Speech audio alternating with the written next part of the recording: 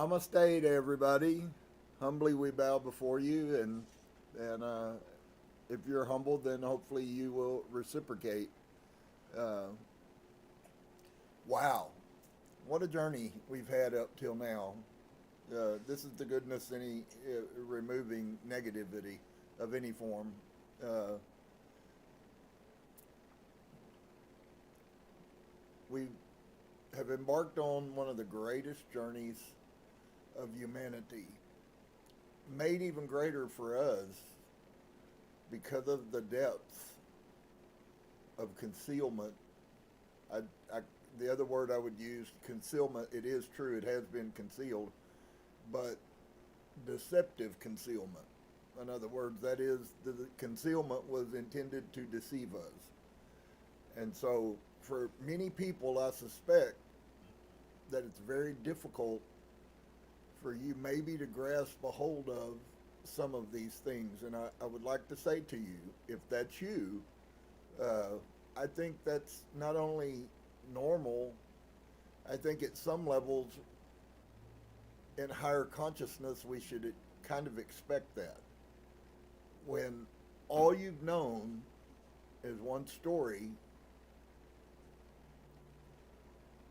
and you are blessed enough to be one of the people that begin to recognize that something's amiss and you begin to look for something else, then that really does make you something special. And so when I tell you that you are magnificent, the truth is all humans are. Do we act in the manner according with our magnificence? Not always. But that doesn't change who we are fundamentally. Unfortunately, because of this deception, we don't even know who we are. And so I hope that to dispel clarity for those of you who may not understand, maybe some of you don't understand how all the teachings that you were taught in the Bible that were told to you that were literal, and none of them were literal. Or let me just say, at least most, were not literal. They were metaphoric teachings. When you hear me say words like, I uncovered the code of the New Testament, the code of the New Testament is that all the things that we literally think happen are codes for spiritual things. And so as we go along, we're encountering things, and sometimes they're pretty hard for humans to deal with. But I will tell you, this is not new knowledge.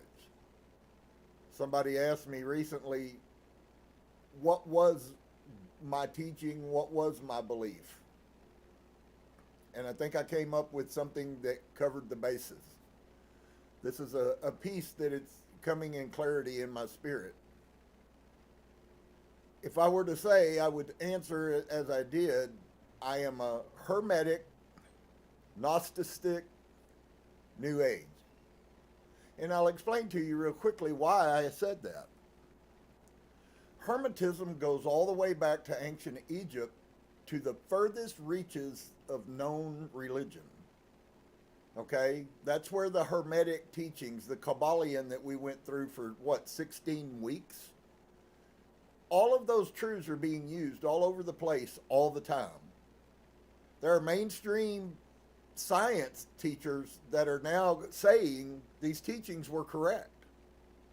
So what we're watching, if you're a good student, you're seeing that in the material world, these spiritual things are starting to be validated. And so you are really in an amazing, unique time. And if you're one of those who can hear and see, even if you don't understand it, if you know inside of you that you're walking towards light and truth, friend, you have found the path. And so the Hermetic teachings,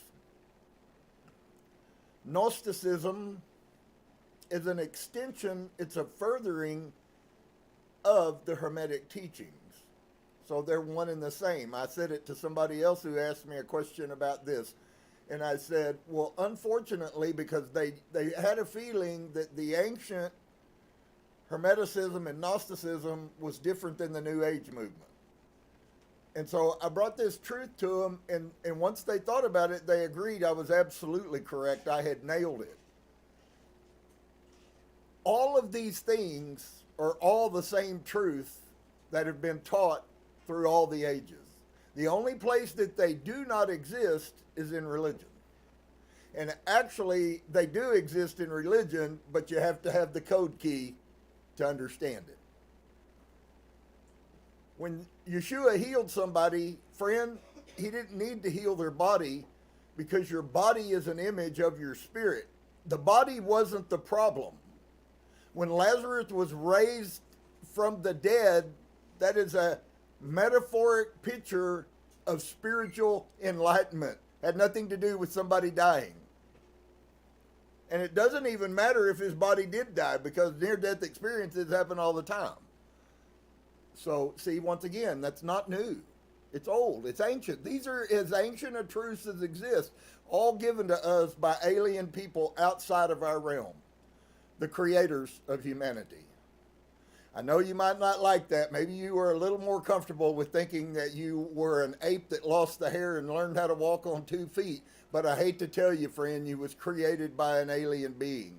All of us were. And I'm going to show you that even Saudi, in a 2,000-year-old past life regression, is about to, if he hasn't shocked you enough in the past weeks, and I'm telling you, there's some huge details that I've been teaching that Saudi brings right directly into our picture. I'm not wrong. Why? Because I'm listening to the truth. The truth is the answer, the way, the truth, and the life. He that the Son, the Word, the Christ, the oil, the chrism, the anointing has set free, that person is no longer under the bondage of death or life. We really should get a hold of the New Testament in the right manner, and you will be amazed at how amazing that story really is. So, it was prophetic. I had somebody, I told y'all this about 6 months ago, who told me, speaking from the spirit realm, that I did not need to give up everything that I had lost. They didn't even believe in Christianity and never went to church. They didn't grow up in Sunday school. And ever since the minute those words were spoken, Source has been showing that I don't have to get rid of. In fact, those 30 years I spent in Christianity were in preparation for where we are right now. Beautiful, if you ask me. So, we're in chapter 16. Had a lot of strange things. Ezekiel brought things out. All of these books. We're going to get into some things, and I think if you've really listened, and if this does matter a lot to you, if you're one of those and it really doesn't matter and you don't believe it anyways, then you're probably never going to be able to see what I'm talking about, because they're not evident. They're spiritual. You know spirit, you don't see it. Okay, that's why it's so shocking when people see ghosts, because we know spirit, but we don't see it. And so there are glimpses and times when we get the opportunity where the veil is thin. If you don't know what the veil is, it's the veil between us and the spirit realm. And that is thinning if you also don't know that. That's why there's so much spiritual stuff going on, is the thinning of the veil. Many people are channeling the same messages I'm sharing to you. And so it's funny that we jump right off tonight with Saudi going back into creation. And he does kind of totally destroy Judaism, but he also destroys Christianity. In a time when I promise you, if you'd have talked to this girl that's channeling this stuff, she was most probably a Christian and would have never on her own said any of these words. That's a cool surety that this isn't a game, because if it was something that she didn't know as a religious belief, and she's pulling that from the Akash, from the past, and bringing it in, then she's going to say all kinds of things that may not agree with her as an aware human. So let's go. Chapter 16, creation, catastrophe, and Kalu. We're going to learn some things, friends. And if you'll continue to listen, you will be able to see those essences come together. Remember images. I told you that the other day. You cannot forget everything that is on this earth that you see with your physical eyes is an image of something spiritual. Bad behavior is an image of the spirit condition of a person. Good behavior is a spirit condition of a good person. Consciousness is a picture of consciousness. People who are conscientious in their spirit as well. Everything is an image of the spirit realm. Remember, 30 years ago, I told you guys in Austin, and I told the ones that were with me here, that everything is spiritual. I had no clue how right I was. So look at this. The creation. When he was telling me the story of Adam and Eve, the story of masculine and femininity and the separation of the spirit into masculine and feminine, which is also what we must reunite in the marriage chamber. Remember, we talked about that? And he mentioned the story of the creation of the world, and so Dolores says, I decided to pursue it. I'm glad she did, because you will get to, hopefully if you'll listen and pay attention, you will begin to see that many of the pieces, you know, I've been noted for a long time that I have 12 conversations and I have them all at one time. It is that, but it's not really that. It's just that I have so much truth that I want to share with people, and sometimes my human can't keep up with my spirit. And that's what makes me passionate. And so, Saudi says this: the formation, yes. Now hold on here, because this kind of jumps out of a background, but it's going to really blow you away, because I've also taught you and told you this. If you'll look at the next words, he says, you'll have to stop and argue. I want you to see, dear one, that less than 3,000 years ago, people did not have the Torah that we have. Listen to this. The formation, yes. What was the question? Had to do with the story of Adam, Eve, and creation. And his response is the formation of the worlds, of the universe, of the all, yes. But then he makes this next statement, which should just rattle you to the core. The creation story, Genesis, is not part of the Torah. It's the mainstay of the Torah in our society. It's what defines Torah. Eve, the horrible whore that slutted herself in front of the devil and caused humanity to suffer for eternity, is the cause of it all. Don't you know that? Women are the problem. 3,000 years ago, friends, Bereshit, the Genesis, was not even part of the Torah. That's crazy. 'Tis from before. So at minimum, what they did is took a more ancient story than the Torah, a more ancient story than Moshe, and they brought it and applied it in as if it was part of the Torah creation story. Because why? That ties you then to Judaism as the base of everything. As if it existed at the beginning, and unfortunately, it did not exist for 150,000 years. Is that a little while, time-wise? We know mankind's been in existence 200,000 years. They know that scientifically. So, it is not from the Torah. Yeshua would not have believed that the story of Genesis was from the Torah. He did not believe that because that's not what was believed. 'Tis from before. It is said that in the beginning, and in Hebrew or Aramaic, that would have been Bereshith, the word that I taught you, which is the name of the of the Genesis story is actually titled by what he just said. In the beginning, in the summit. And there was just dark. Everything was dark, and there was a void. So, in other words, existence was just a black hole. And God seeing this, and I'll have you see that he uses the term God, and you're going to, for those of you who have been with me, you're going to be ahead of the curve because you already know the story of Elohim, and you already know the story of Yahweh. And you also know the Christian and Judaic story of Yahweh, the God of the Bible. So he decided that there must be something done to fill this void. There was such a huge void. Source, the creator of all, said, you know, I got an emptiness over here in the cosmos, and I want to fill it with something. And he decided that there must be something done to fill this void in the heavenlies.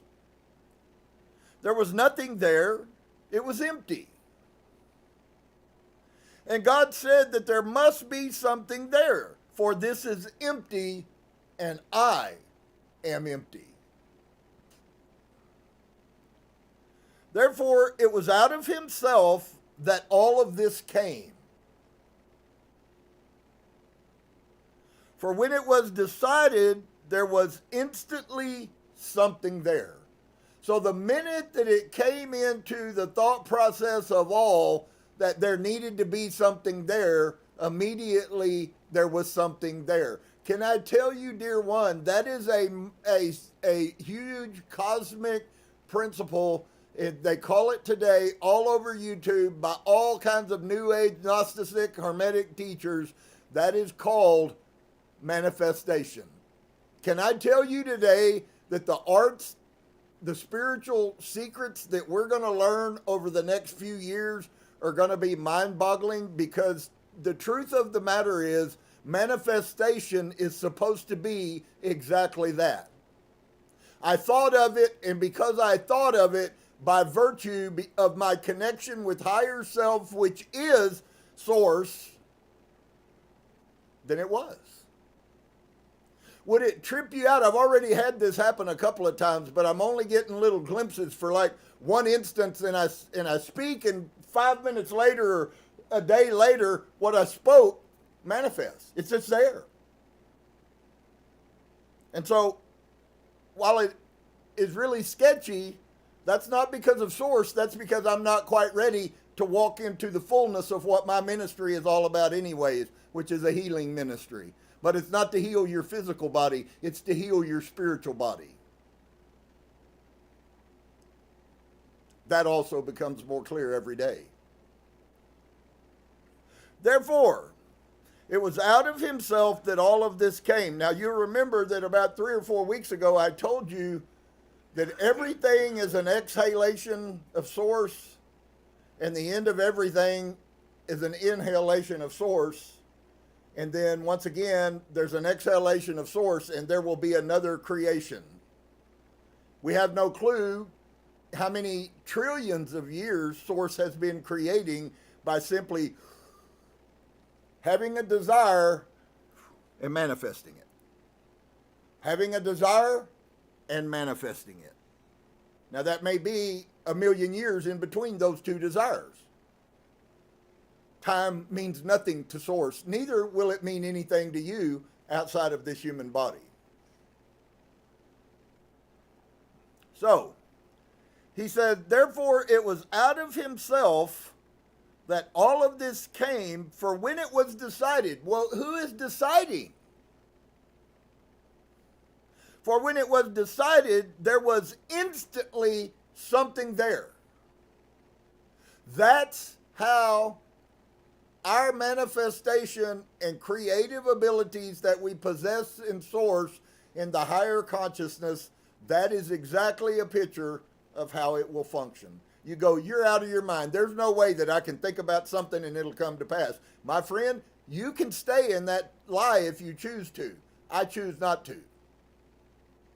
It's so wonderful that it's all free will and it's all up to my choice. If you say, well, you're not right and I'm right and I believe that Jesus is the only way to God, then go get Jesus and God. That's not the only way for me to get there. Maybe it is for you. Maybe your mind can't deal with the realities of we're true spirit beings. Mine doesn't have a problem with that. I doubt you'll see what you think you'll see, but go ahead anyways. Just like you're going to see everything that's in the book of Revelation, not. So it was as great clouds that were forming, so these things, therefore it was out of himself that all of this came, for when it was decided, there was instantly something there, the masses.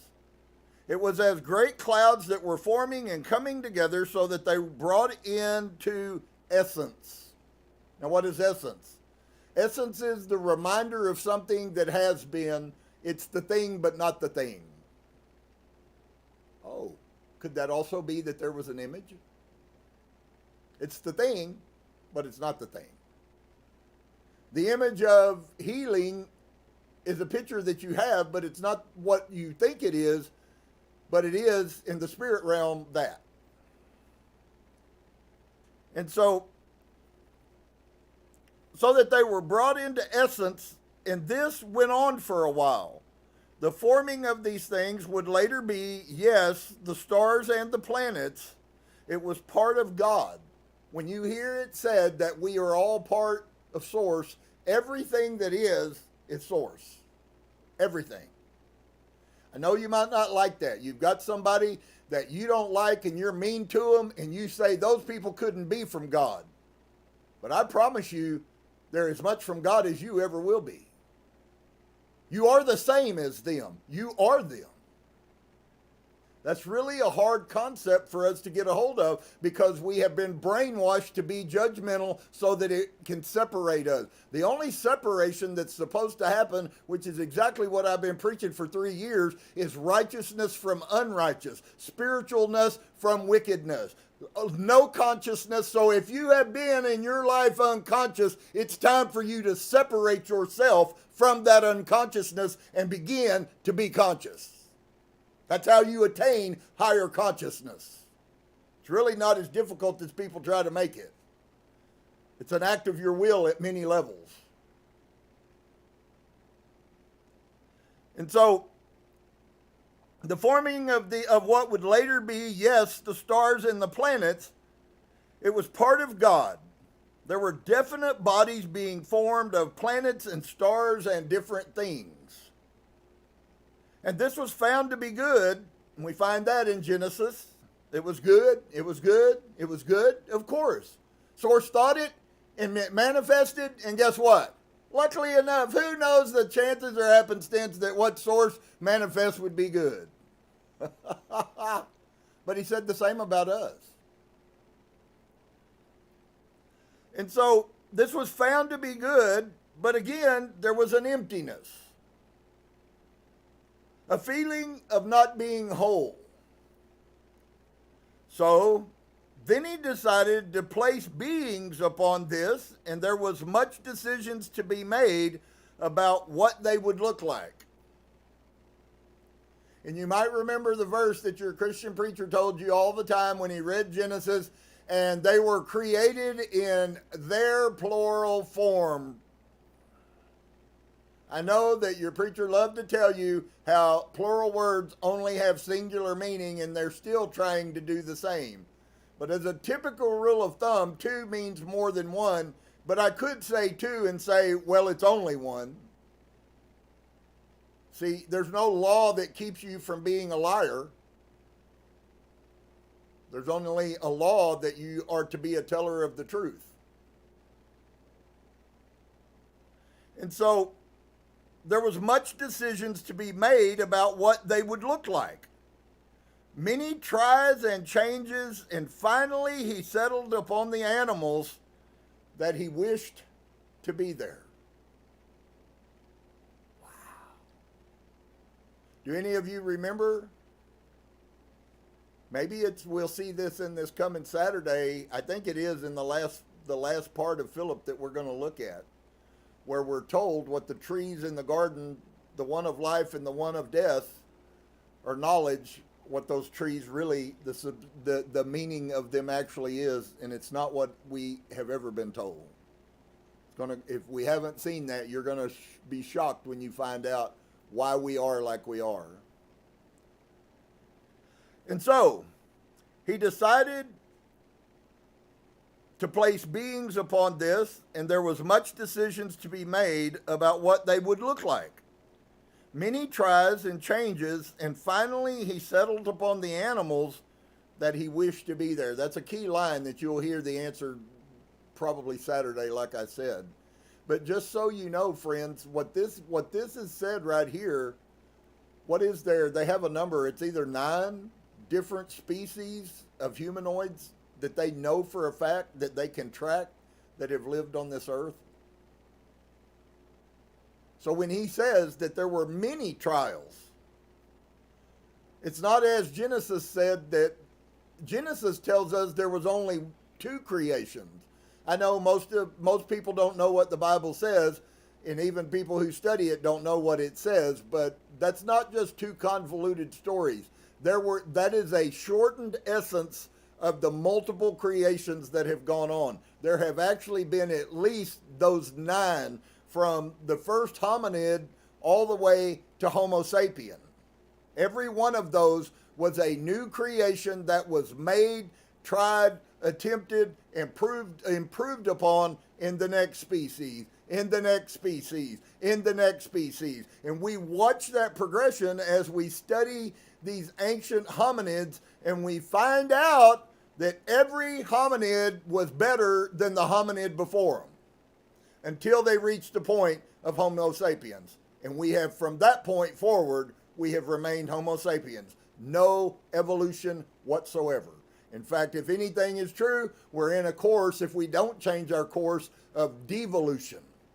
We are going backwards, not forwards. That's why the awakening and the heightening of frequencies, those are all evolutionary tools to humanity.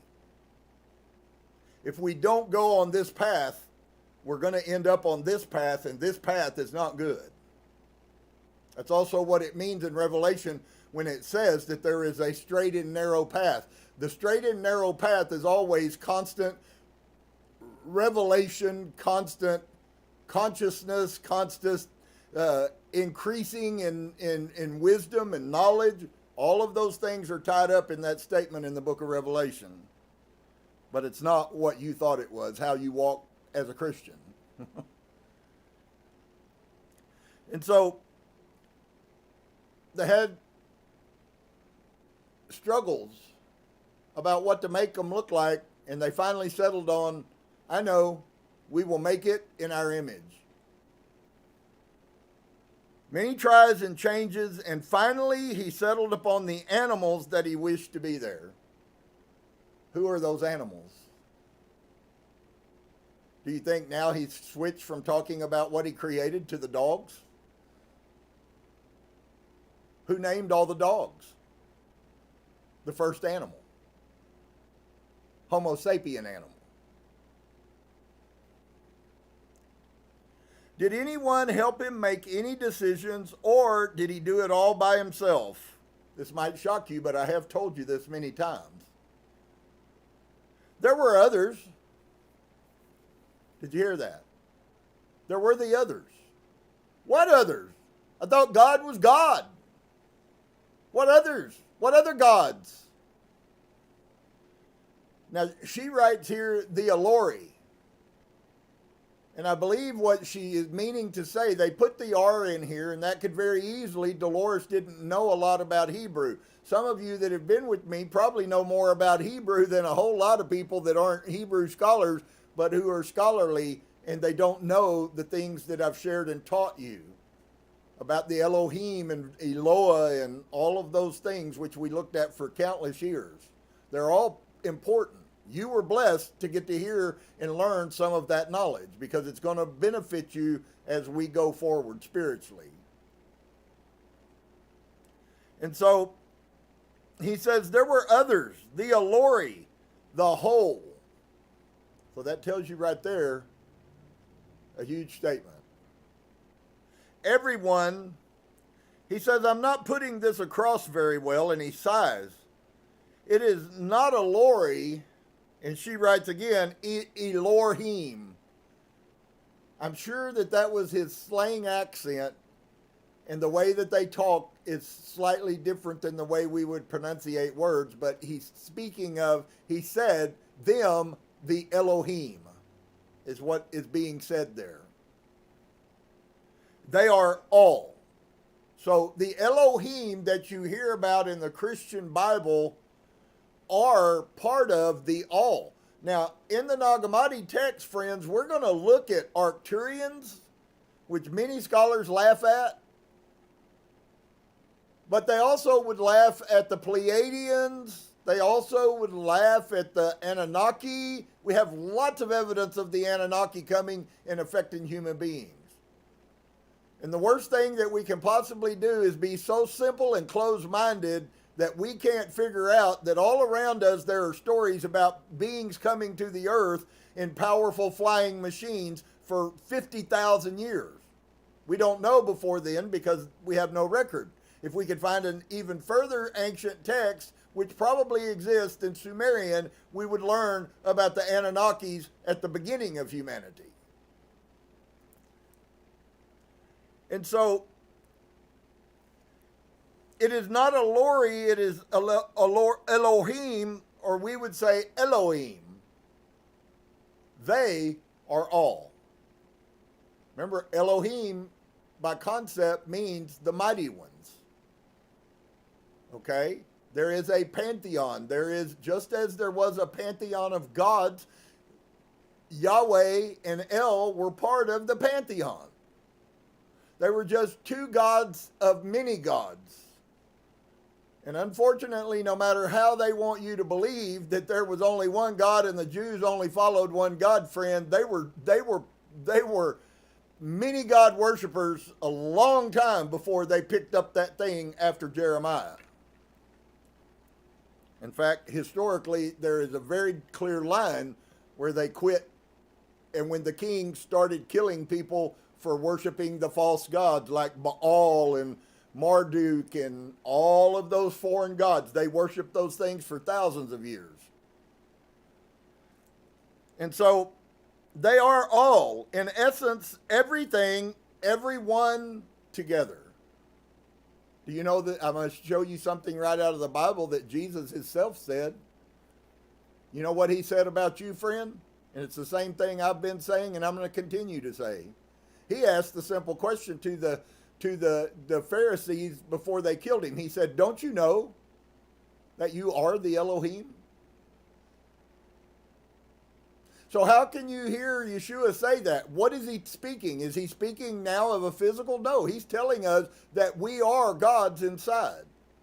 We are light. We are of the all. We are a spark of the divinity that created everything that is. It's exactly what he meant. And he really meant what he said. Not what Christianity told you he said. So, Dolores asks Saudi, she says, well, I've always thought Yahweh as being an individual. So did Dolores just ask the question that I know that you've been taught your whole life? Of course she did. It's the pertinent question that you should ask if you were a Christian. Well, I thought there was only one God and we will serve no other gods, and above him there is no other God, and he's the only God, and he's only been the only God, and there's never been other gods. But we find out creation was created by many gods. Doesn't make sense. It's a lie. Somewhere in there, somebody's lying. And so he gets interrupted, and Saudi says, Yahweh is. He is ours. Now, I will tell you something. He was a Israeli. I could show you that Yahweh was given the smallest, most insignificant people to be over. They were called the Yehudim, eventually. Initially, they were called Hebrews. Yahweh is the God of the Hebrews, but he is not the creator God. He is ours. He is to us as the others are to others. So he's telling you that it's a pantheon. There are many gods for many people. He is the individual that is interested and concerned with us humans, or is he now speaking of us nationality? There are other gods, as you would call them. Now, if you've had any doubts about my teachings, this guy who I do not know and did not get to be a part of this channeling, so I did not corrupt this girl's mind who was drawing this information out of the Akashic record. I promise you, I had nothing to do, but I was teaching this a long time before we read this book. So there are other gods, as you would call them, other beings. Do you know that an alien is a being? Do you know that a gray is a being, and a blue is a being, and a dragonoid is a dragonoid, and a reptilian is a reptilian? You're going to see all of those before all of this is over, friend.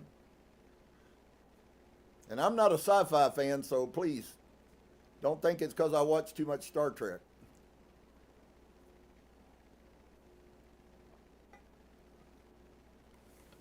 Look at this, though. There are other gods, as you would call them, other beings that help and worked with Yahweh.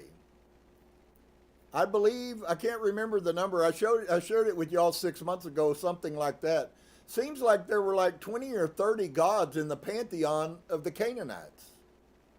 All of that fits with what he's saying. He's not saying anything in disagreement with what I told you and showed you out of history. They are total. They are together. So contrary to what has been transcribed by scribes in there about a jealous El, Yahweh is supposed to have said that. But that was also why he got the least of all of the people on the face of the earth, because of his pride and arrogance. You'll also see some of this pop up in the Nag Hammadi. They are part of a whole, as one, but separate. Just as we are part of the whole. We are part of God, but we're separate. They each have their concerns, but when it comes to things they must do together, they do it as one. When they are together, there is a wholeness and a completeness that is there. Upon occasion, they are allowed to work together, but once the decisions were made as far as which divides which area, they kept more to themselves than they did before.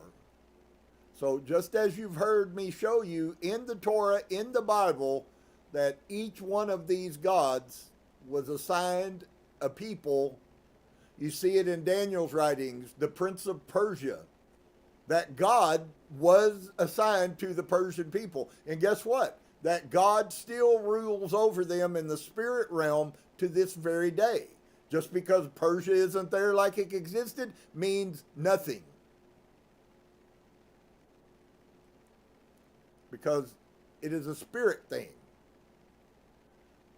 So there's this wholeness and completeness that comes when all of these gods, they could be called the archons. As I said, we will read some documents that are ancient Gnostic writings about the archons, the creator of the earth, how the true creation went down.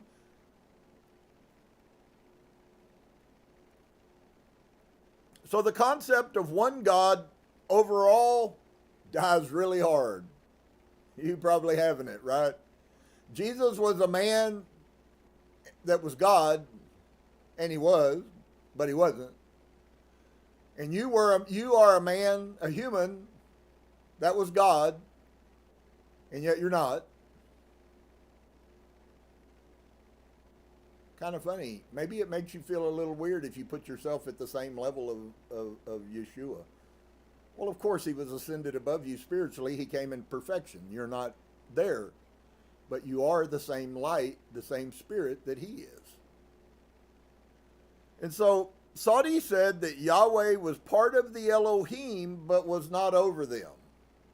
So he wasn't the God. He wasn't El. They did not need anyone over them. They are.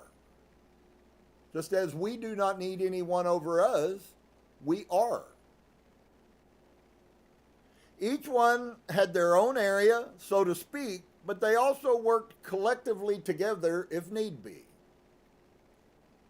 So Dolores asked him, is Yahweh concerned primarily with our planet or our solar system or just our people?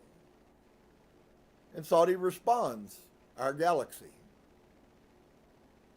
So get a picture of this. In the image picture that maybe you haven't seen before, what if each one of these gods, each one of these archons, what if they are the eons? What if they are actually, each one is over a different galaxy or solar system?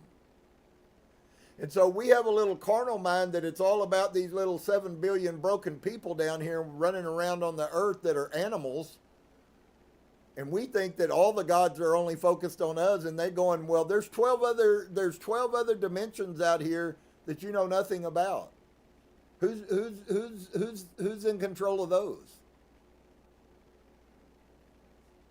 You will find I'm not off base. This difficult concept has been trying to convey, or was still confusing to me. So this is a lady who lived here and sat and went for 3 months with this girl listening to these stories, and yet because of her background and her bringing up in religion and her being an American, and there's many other things, she was confused at these words he's saying. Me and him would have had a totally different dialogue than her and him had, because I would have asked questions she wouldn't even understand what I was asking, and he would have answered accordingly. So, the difficult concept he was trying to convey was still confusing to me. So I switched. So see, she never did get to the root of this creation. So I switched and I asked about the decisions that were made concerning what to put on the planet. So just as it is for you, dear one, Dolores in her honesty shows us what she was and what she wasn't as far as her scholarly understanding goes. And she's willing to admit, I couldn't get it. He was speaking above my head and none of it made sense. Maybe some of you feel that way. If you do, then I absolutely desire to help you learn what the truth is. But this is things that are going to take years to unfold. You'll hear something today you don't understand, and it might take you a year before the revelation of it comes to you. Part of the journey is consistently continuing forward. Every little piece you get is a piece of knowledge you did not have. When you get 20 of those, then maybe it's like Source gives you a bonus and you get some revelation. But it's not just that he overcomes all that we've been taught. That's a journey. And so she says, the difficult concept he was trying to convey was still confusing to me, so I switched and I asked about the decisions that were made concerning what to put on the planets. And Sadi responds, there were many things that have been changed. Many things were placed here and decided that it was not whole. Each one of the humanoid hominid creations that happened because that creation had a problem, had a failing, and it's not even that, because every one of them was successful, but they weren't the fullness that was being desired. They didn't have things that we possess now that they put into our DNA. That's why they're constantly taking people up into the heavenly in ships, and they're constantly running tests on them. That's how we were manufactured. That's how we were DNA modified. And so it was not whole, it was not complete, and changes were made. Therefore, they were no more.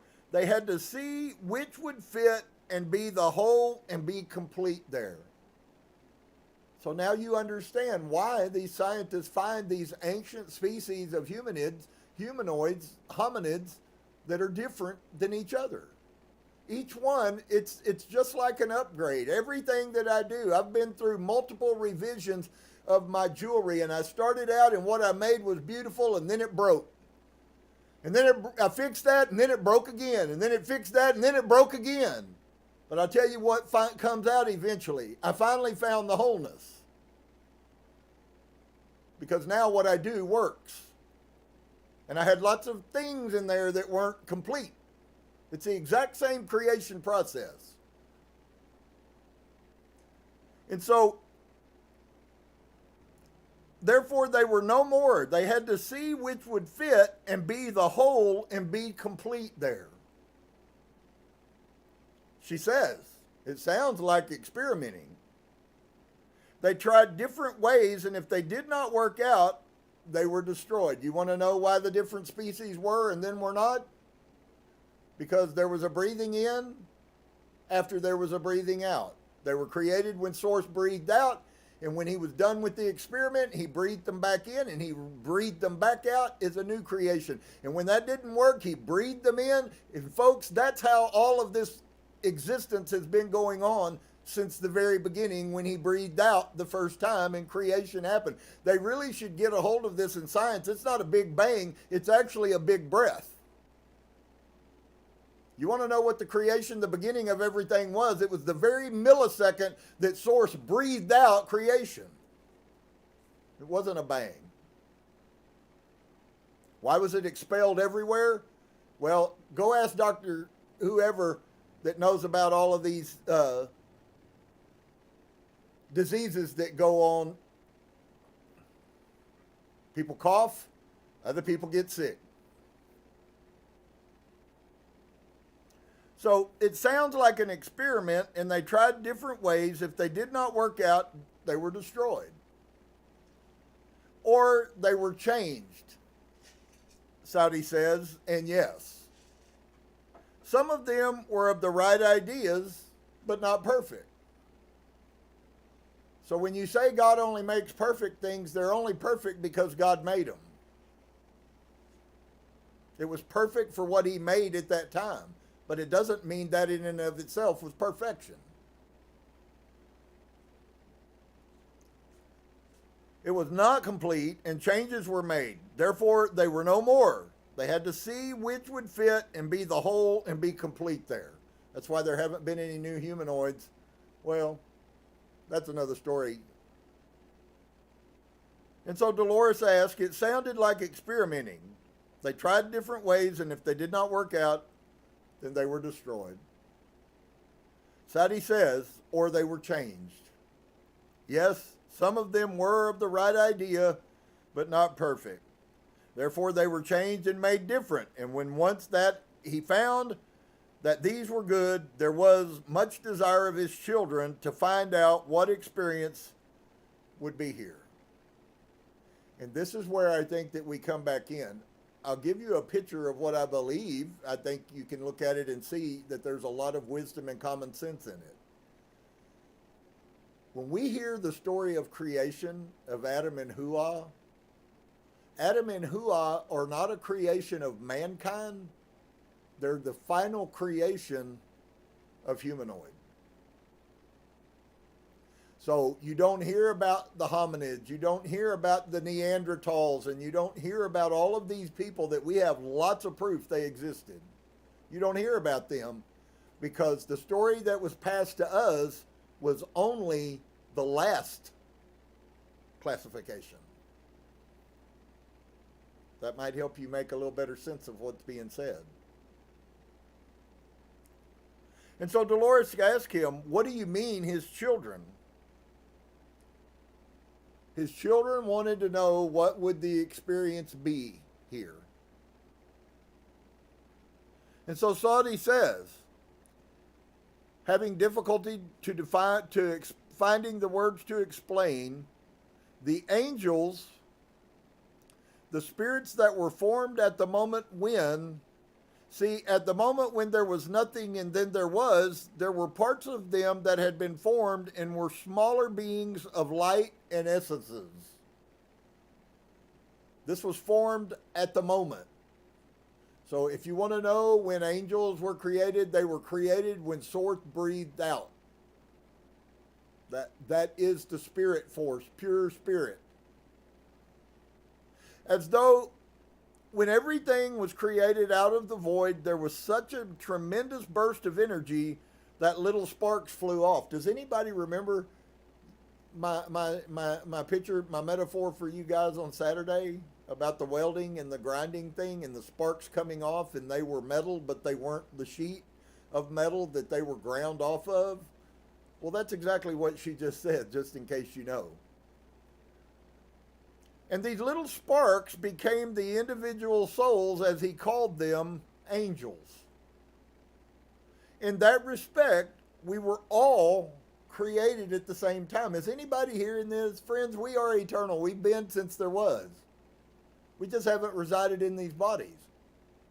And I'm going to tell you, it's like this. If you go to a real good designer, we call it, what do they call it, retro?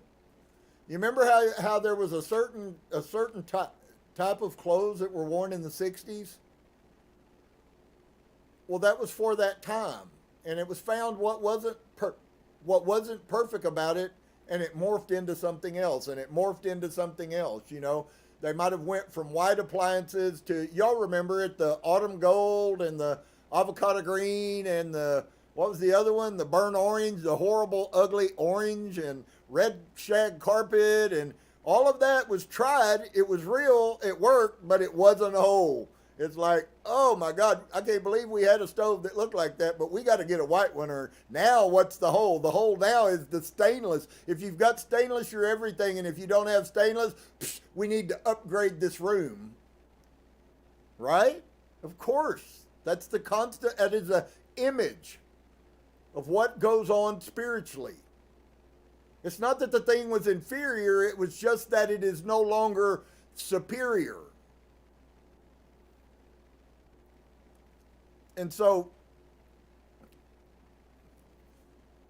these were some that were curious, and they decided to see what it was like to live in this existence. And you hear that so much in reincarnation, it's not even funny. We're just here. We're spirit beings. We've been since ever. I've had thousands of carnations. So have you. We've been on this earth so many times. I know for a fact I'm an old soul.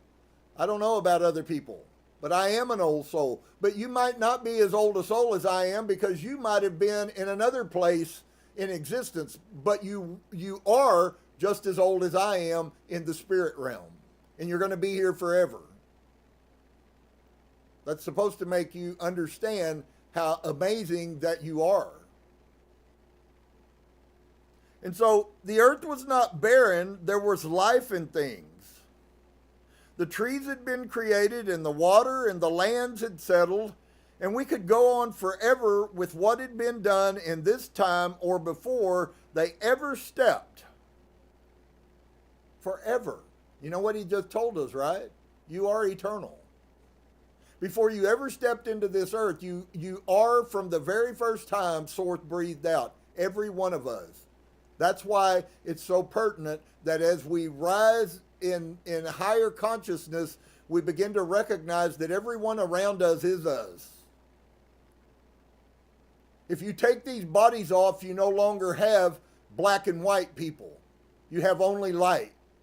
If you take these bodies off, you no longer have male and female. That's why we have all been male and female in past lives, because it doesn't mean anything. It's an image.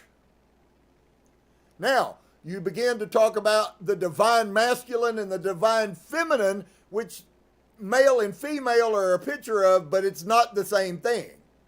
It's only an image.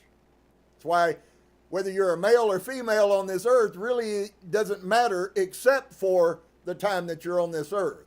And if you're a male on this earth, you're a male on this earth, friend, until you no longer are on this earth. And if you come back as a female, you're living a different life. It's not the same. And for many people, they just cannot grab that concept. For me, it seems quite simple to understand. But that may not be true for everybody.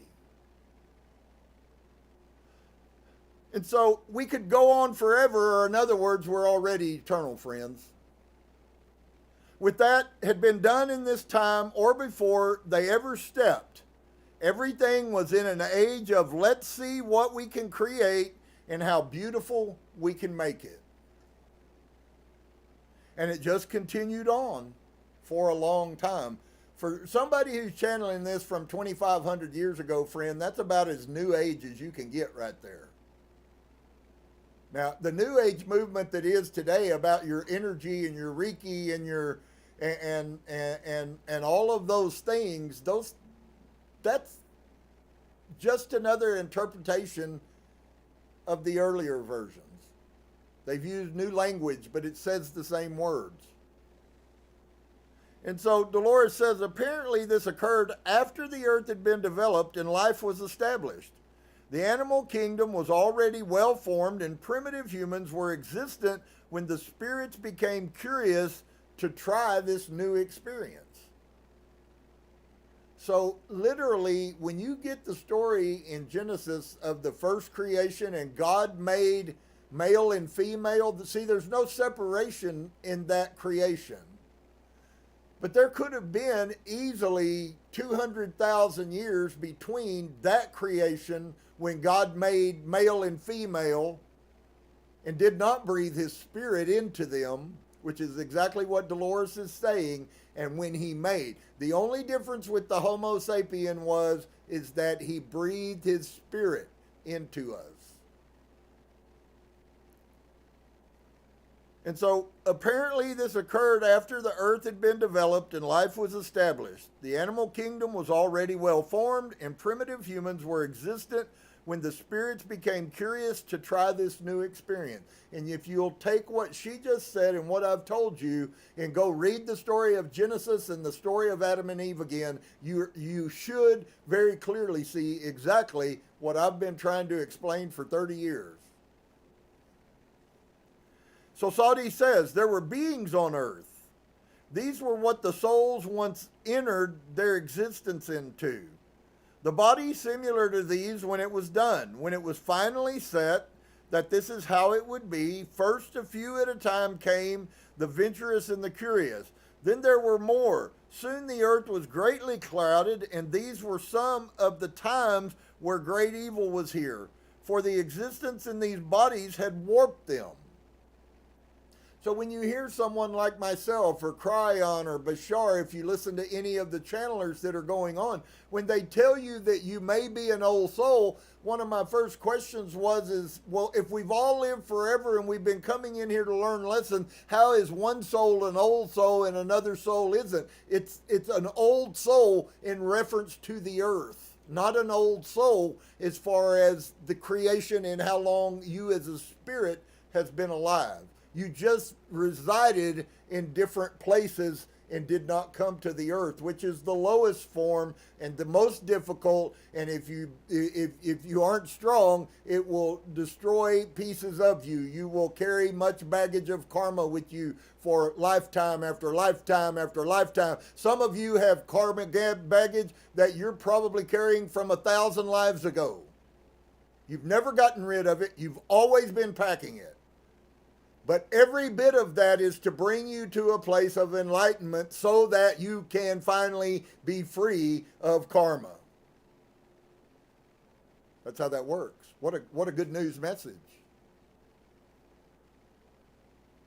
And so the body similar to these when it was done, when it was finally set, this was how it would be. First, a few at a time came. Those are the oldest souls.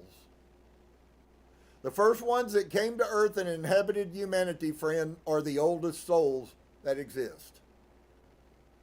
And since then, there have been many people who came many thousands of years later from other places, millions of miles from here, that came and had an experience on earth. That's a new soul. Many have been back to earth many times. And if the channelers are correct, what is going on the earth is going to bring about that you not only will be back to earth again, you will want to come back to earth next time, because everything is in the process of changing in case you can't recognize that in your spirit. There are many signs for you everywhere. So, what happened? Souls came. Other souls came. They wanted to experience what it was like to live in a human body. Spirits do not have the same faculties that we do. They don't possess the same abilities to have emotion the way we do. They don't know how to love like we do. They come here to experience what the hell does it seem, what is it like to know what love is? What is it like to know what pain is? If you've lived for thousands of years and never experienced pain, you would have no idea of what pain is. That has value. And so it is. We come to earth to find out the things. For the existence in these bodies have warped them so that they were not perfect any longer and had problems and vices and things. Can I give you another way to say what Saudi said? They came and their vibration was lowered. Their consciousness was lowered, and then they were deceived about what they were. So they no longer, that's you and that's me, friend. We no longer know what we are. What was Yeshua's message? He came to tell you what you were, not to save you. And so Dolores then asked, well, when the Elohim were putting these spirits on earth, did they allow them? And I guess he interrupts her emphatically. So he stops Dolores because he got something that's important. The spirits were not put. They were allowed to experience this. So when you hear a New Age teacher tell you that you chose to came to earth, you chose who your parents were, you chose why you were coming to earth, what it was that you desired to gain from earth, that's not a new concept. You came here. They did not make you come here. You came here of your own will. And so he interrupts emphatically. The spirits were not put. They were allowed to experience it. It was their choice. You made a decision. I don't care how much you don't like that. I don't care how much that makes you guilty for everything that you've done while you've been on this earth. You still made a decision to inhabit the body in which you live in today, just as every other person that is in a human body did also. Now, you cannot like that. You can, if it takes away your blame game so you can't blame somebody else, all of it. None of it makes any difference. It's still the truth. And so,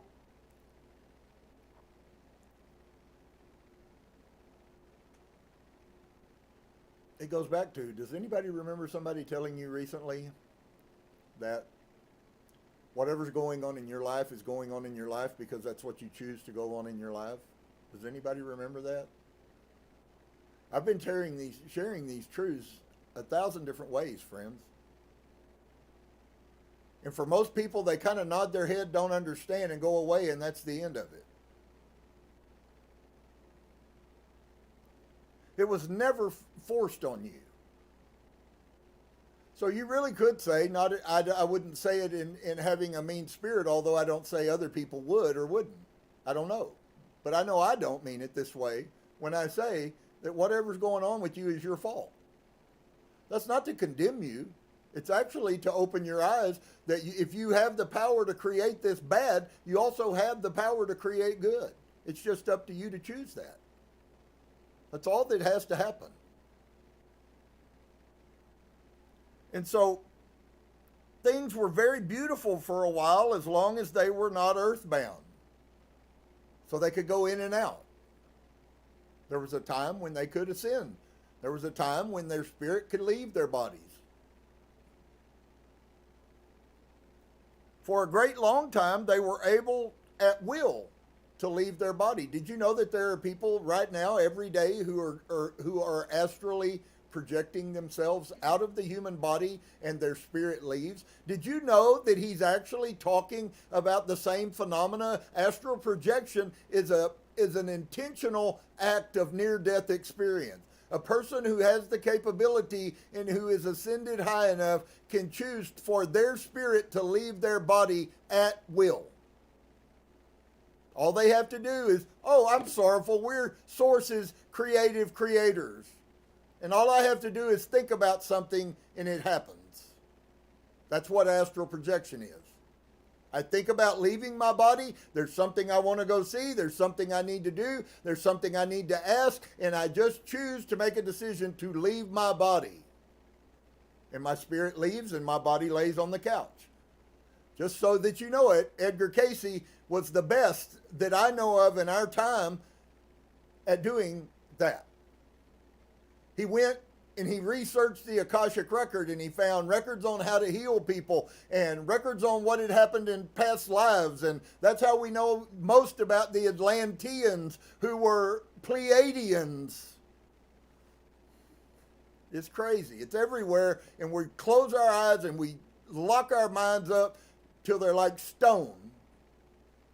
Because we don't want to hear what the truth is, because it upsets our little holy cows. So for a while, the freedom of being able to come in and go out at will was really beautiful. And then we got hung up. And then we started forgetting our way back.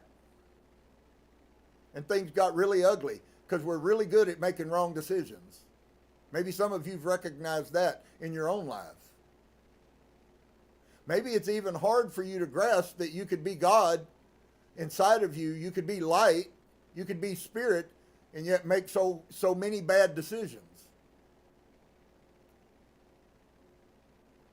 He's helping us. He's giving us pieces you won't get anywhere else, friends. And for a great long time, they were able at will to leave their bodies. So I will say this in New Age language. These people could astrally project with no problems. Every one. It wasn't like it is now, where there's 1,000 people on the earth who have the freedom to astrally project in and out of their human body. Many people leave and don't want to come back.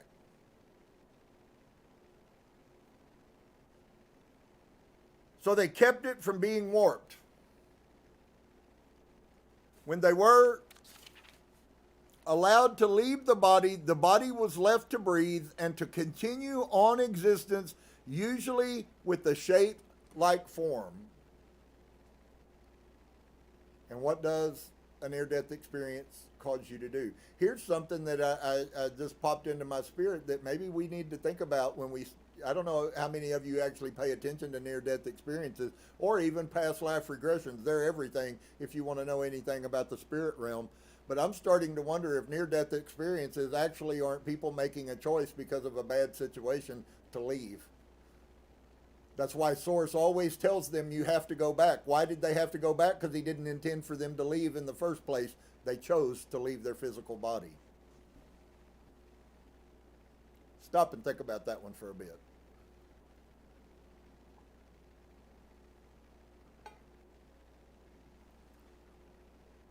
And then ask yourself, where are you at in the scheme of all of this?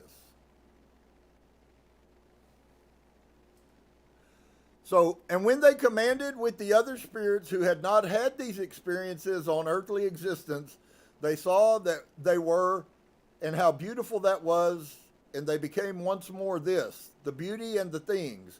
It was when they lost this communication and this ability to communicate with the others to know what they really were that they became changed. It was then they lost this ability that they started changing and growing misshapen. Wow. And so Dolores asked, if the body is misshapen, Is this a negative force that this body has to deal with? And Sadi responds, no, no, no.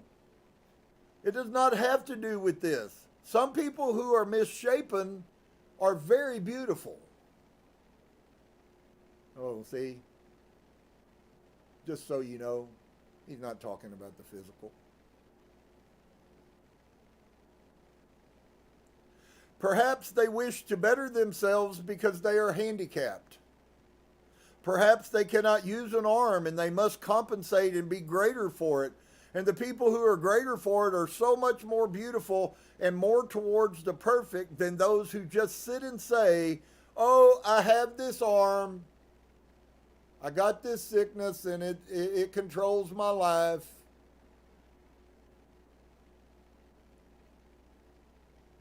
Some people revel in it. I'll never forget the girl whose parents were in my church for a while. And I said, well, let's come together and let's pray that God would change this little girl's situation. And I know some of you may have no clue about how powerful all of this really is in a different world maybe than you live in. But I'll never forget the dad looking me in the face and he said, sir, I don't want God to heal my daughter. She won't get Social Security if he does.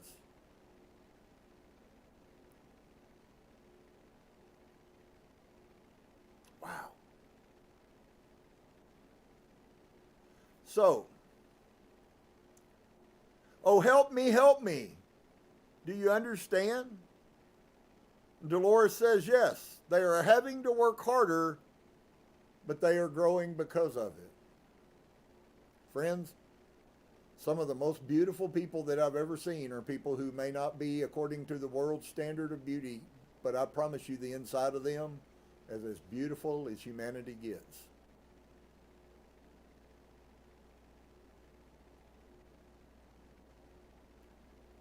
And so Sadi then says, growing so much more, yes, if they accomplish this. What if it really is true, what I've been telling you, that we have a massive paradigm shift that we must go through? If you don't, that's fine. That's your business. But I'm talking to the ones who have an interest to be true spirit beings and find out who they really are. And friends, it's all about change.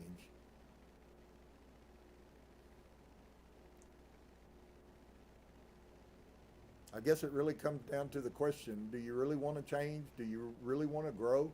Because the whole concept of growth means you're changing.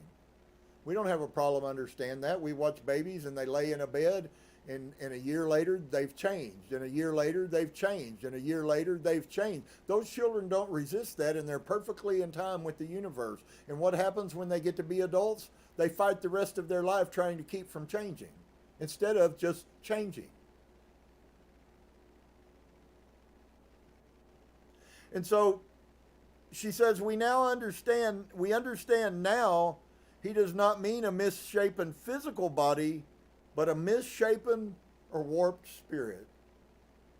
So when you don't understand when I'm talking about images or pictures of the spirit realm, just so you know, 2,500 years ago, they were teaching the same message.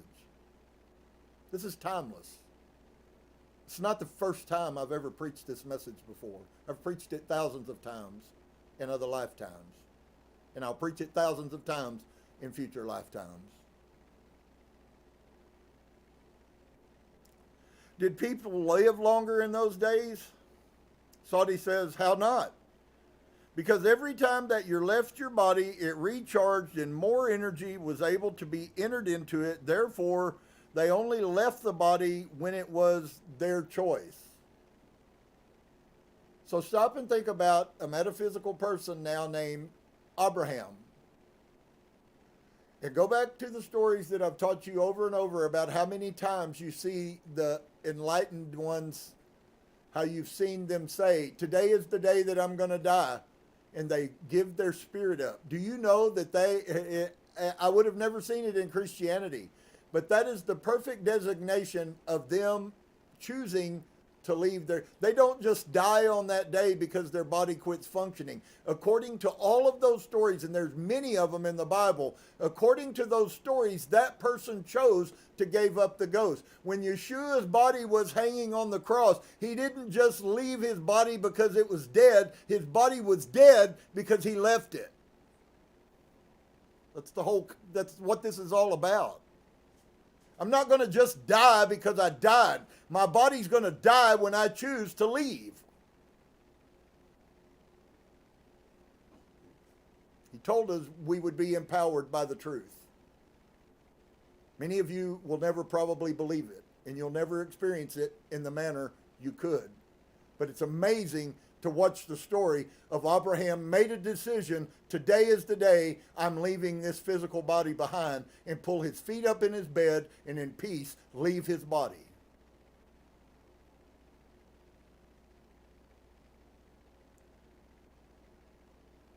So Dolores says, this leaving the body, does this resemble our periods of sleep? And Saudi responds, somewhat.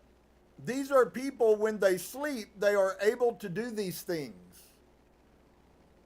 So for those of you who don't understand your psychic abilities, there are many people who are having astral projections in their mind while they sleep. Their spirit is leaving their body. Their body is laying there, it is resting, it is recovering, but their spirit is not in them. It's funny because when that phenomena occurs, the body remains in an almost state of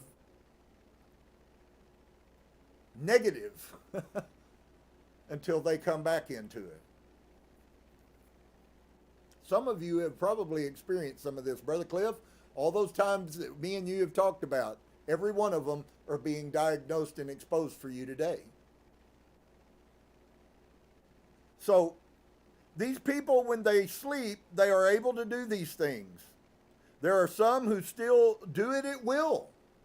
So that was the past, but here's what's happening.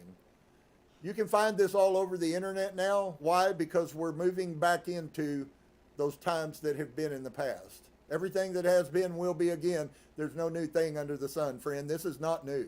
This is old wisdom. This was known. All these New Age teachers would be a little ashamed of themselves for what they don't know about what's going on in the past. They're telling and selling the package that this is the new deal. And what they ought to be telling people is this is the old deal that was hidden from us.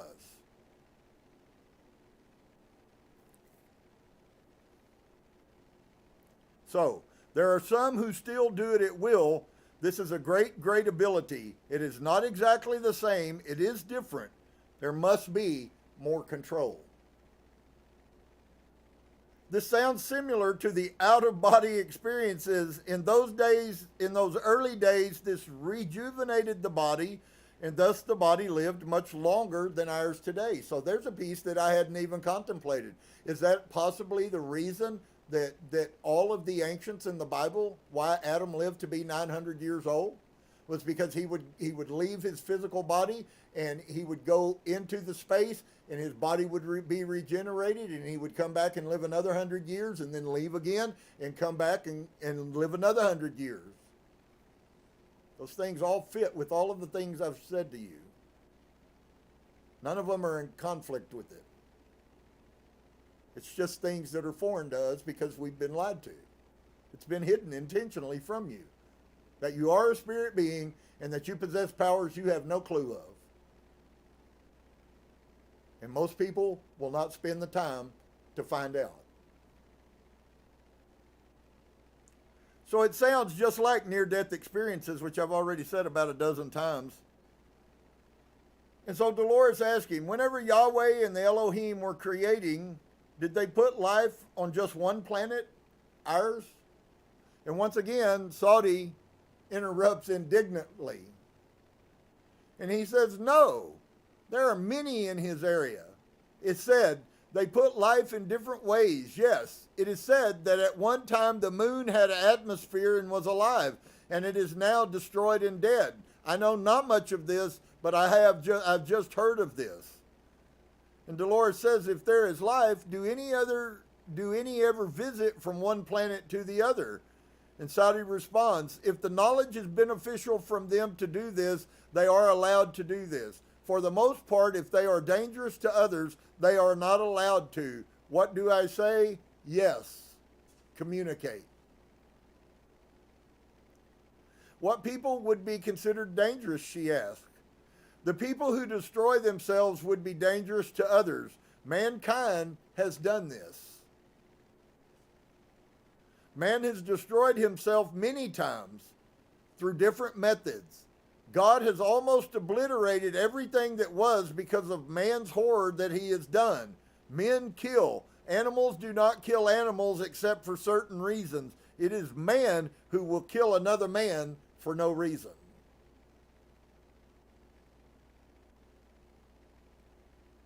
We have already heard the stories that Yahweh destroyed mankind. Do you think it was man's doings? And Saudi asked, is God so judgmental that he would destroy even the innocent?